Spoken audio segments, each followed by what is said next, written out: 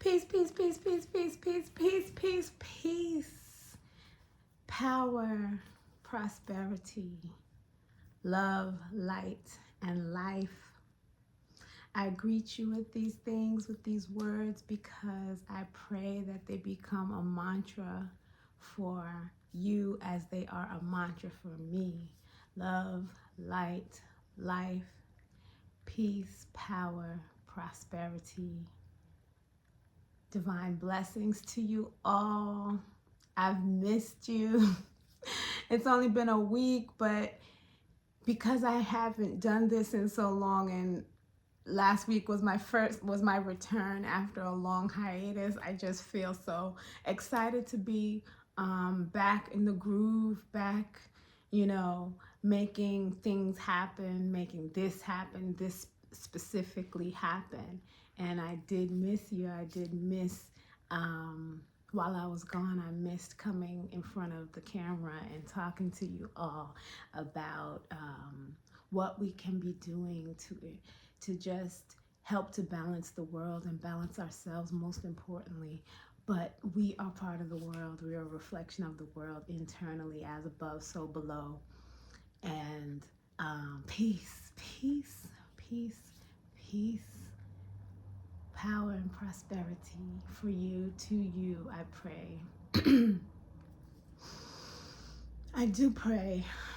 I pray that our love, our peace, our joy can surround the world. The world as we know it is in a crazy space, but it is my belief that things are being torn down so they can be rebuilt, and rebuilt in a way that reflects the hearts of the people. And we want the hearts of the people to be light as a feather.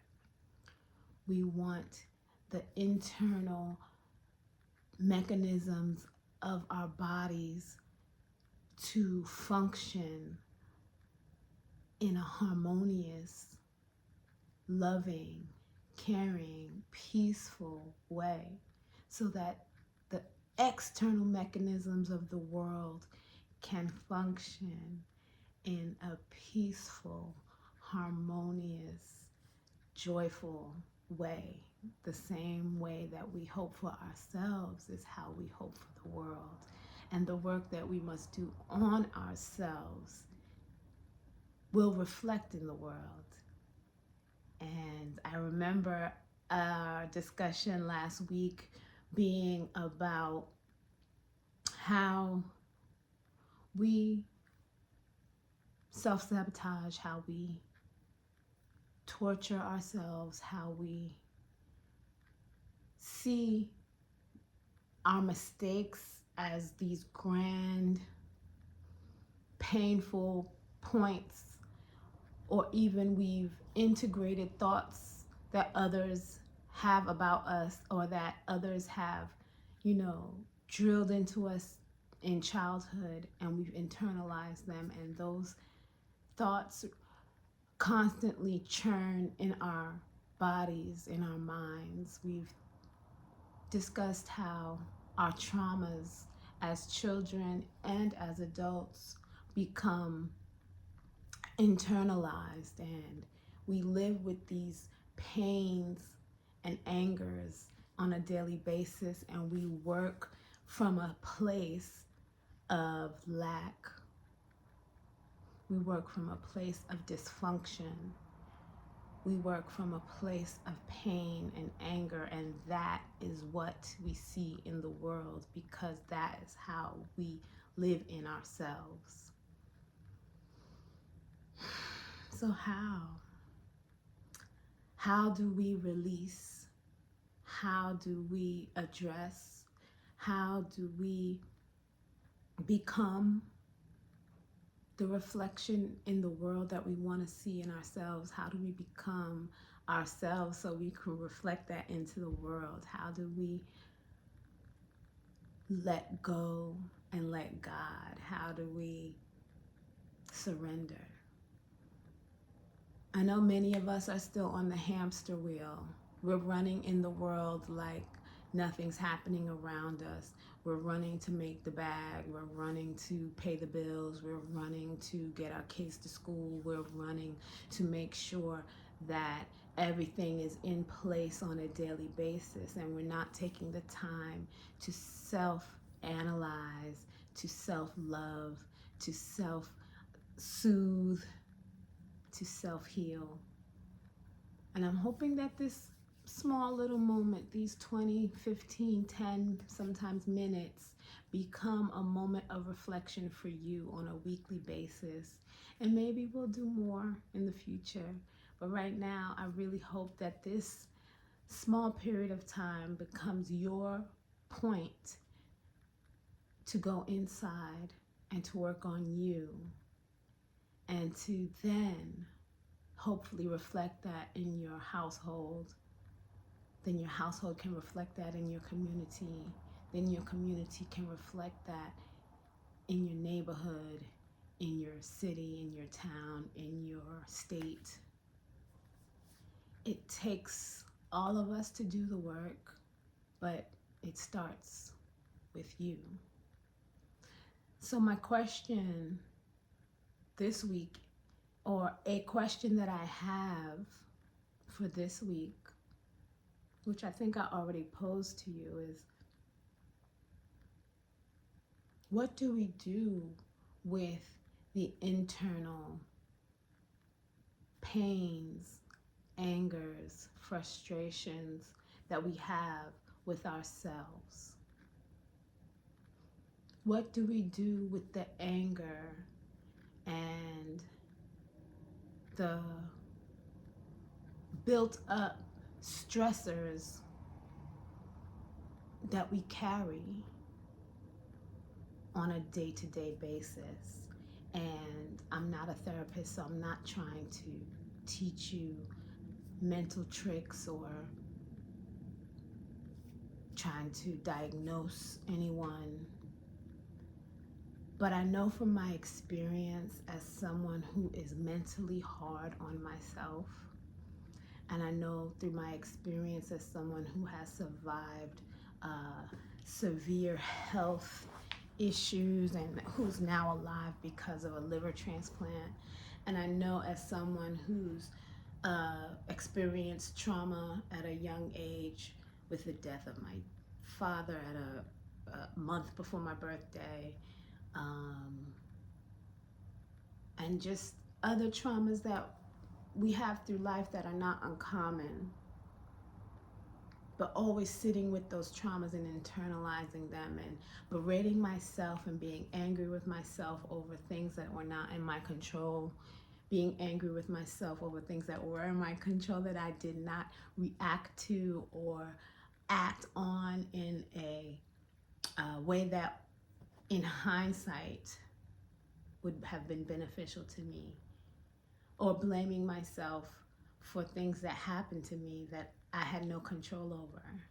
I believe we all do those types of things, and we can all help one another to overcome those types of mental stressors and traumas that we hold. And so how do we let go of these things? How do we let go of this anger, this pain? And I'm going to answer that question with a very simple and probably frustrating answer. And the answer is that it's a daily practice. I know that's probably not the answer you wanted. That's probably not what you hoped for, but it is the truth. It is a daily, ongoing, lifelong process. I'm nearing 50 and I still have anger and pain around my father's passing, and that happened when I was a month before turning 12. And I'm not a poorly adjusted person in the world. I recognize that the world has to go on. I recognize that I have to let go, and I do. I work on letting go every day. But like I said, it's a daily, ongoing practice. And the lessons that we learn in our practice, like yoga, like meditation, the lessons that we learn in our practice will overwhelmingly always be surrender.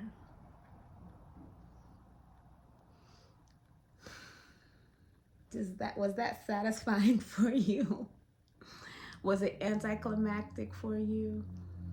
It could be the one lesson you need to learn to get all the puzzle pieces in place to to put the picture together that you want to have for your life.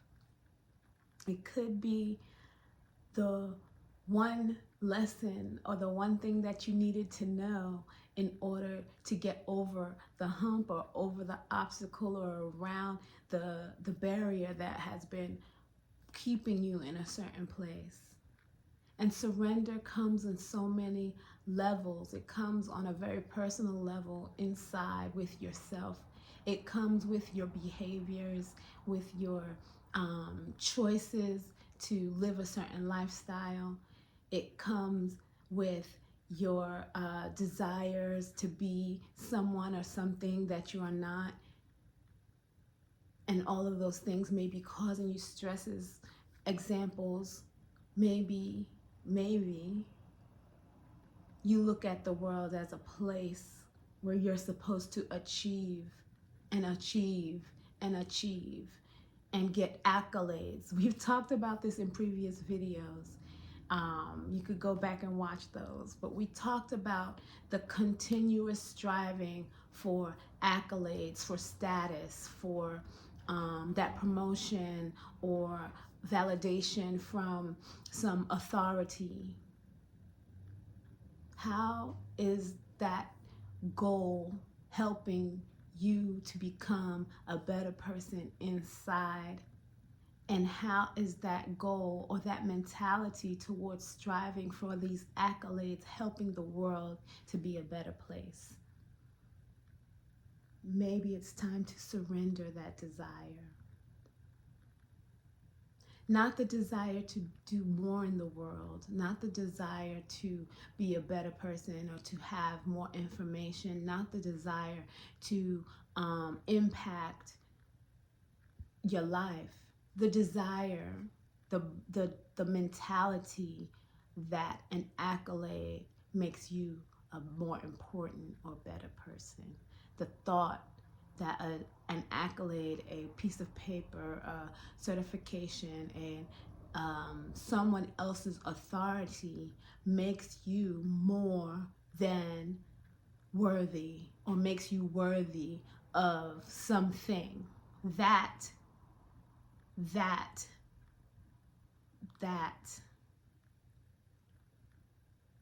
because it's not true. You may need the information to do the things you want to do in the world, and that's fine. But it's the mentality of this organization, this authority will validate who I am and what I can bring or what I can offer to the world. There's no validation. You are valid. There's no authority that can validate you more than yourself, more than the Most High within you and without you. That's just one example, but there's so many. There's so many people working for the approval of their parents, working for the approval of something outside of themselves. There's examples of us seeking to be or do something that is not going to help us internally, but also is not going to help the greater world outside of ourselves. And there we go on the hamster wheel. It's important to be able to separate these things from the truth. And the truth is you are more than worthy, you are more than deserving, and you can accomplish anything you set your mind to. However, when we work in a space of needing to be validated by an authority, then we've given them charge. And these authorities are the same authorities that are tearing down the world. These same authorities are the ones that's making the outside world unlivable. And they are reflections of our willingness to give them that authority. And when we take the authority back, when we say we are valid, we are worthy, we are enough, and the work that I need to do starts with me loving myself, me using my agency, me validating myself, then we take the power back from those who wish to bring us harm. We give them the power over our own validation.